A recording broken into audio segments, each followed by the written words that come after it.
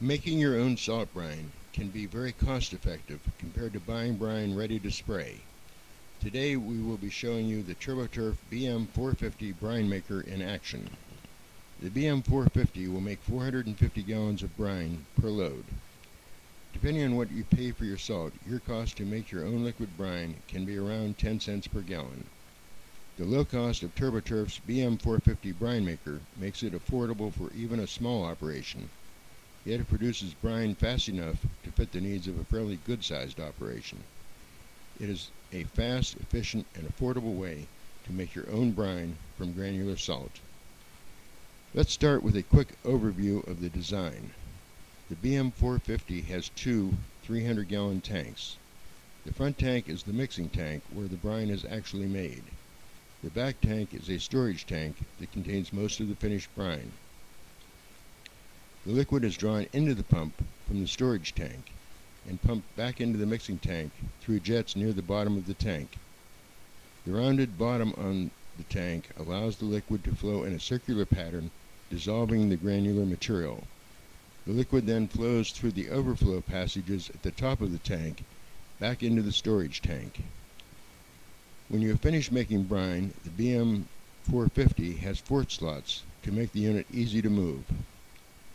Let's look at how easy it is to mix up a load. The fastest mixing is accomplished by loading the salt first. You can use bag salt as we are doing here, or bulk salt. The large opening in the mixing tank allows you to load with a loader bucket up to 5 foot in width.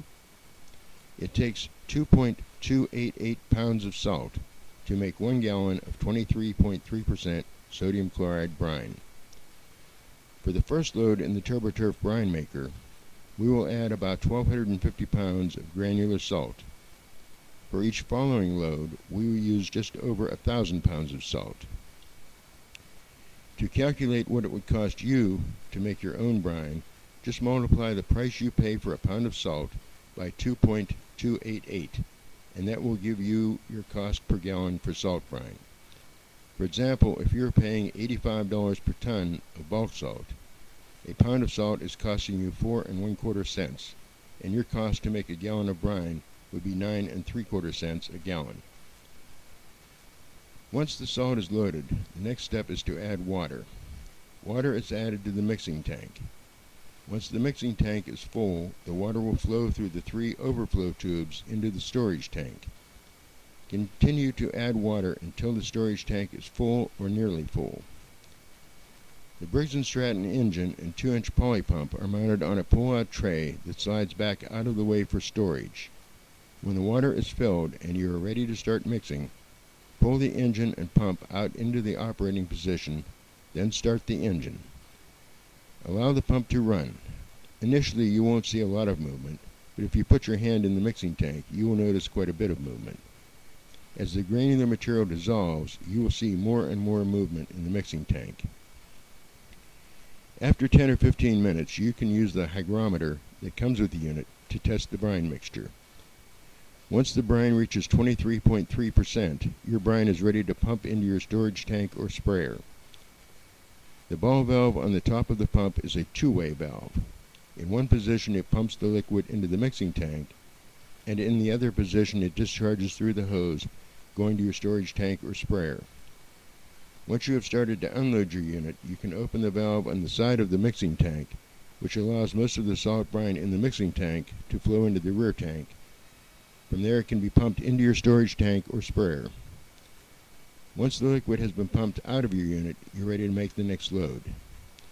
Typically, it will take 15 to 30 minutes to make a batch. The time it takes can vary. Air and water temperature can affect the mixing time. The type of salt you're using can have an effect. Solar salt will mix the fastest, bulk the second fastest, and bag the slowest. The amount of debris in the tank can vary on the salt you are using. If you're using salt with a lot of debris, you may have to clean out the tank occasionally. TurboTurf's mixing tank is easy to clean out. There are 2 drain plugs, a small one where you can drain most of the liquid, and a 3-inch drain plug in the center of the tank that makes cleaning any residual debris quite easy. If you wish, you can make a very low-cost premium blend or hot brine. Adding calcium chloride, beet juice, or mag chloride is a good way to do this. One example of this would be a mix of 90% salt brine and 10% calcium chloride, which would be effective to about 5 degrees above zero. It's cheaper and easier to buy your calcium chloride as a liquid and just pump it into your storage tank.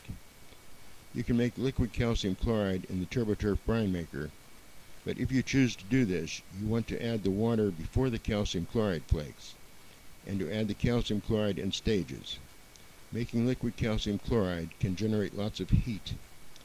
Making a calcium chloride brine by adding the flakes first can generate enough heat to melt your tank, so always add your water first. It's actually cheaper to buy your calcium chloride as a liquid. Treating parking lots, driveways, and roads with a liquid can reduce both your material and labor costs. Liquids go to work faster and don't get thrown from the road. Liquids can be applied well before a storm and prevent snow and ice from forming a bond to the pavement should you need to plow. Each pound of salt you make into a brine will go 3.5 times further than the same amount of granular material applied directly to the surface. The TurboTurf BM-450 will quickly pay for itself. You can make your own brine for 1/4 the cost of purchased brine or well brine, and it will be a cleaner product with less junk than well brine has. You have the ability to custom make high-performance blends should you choose to do so. Thank you for watching our video. For more information, please feel free to give us a call.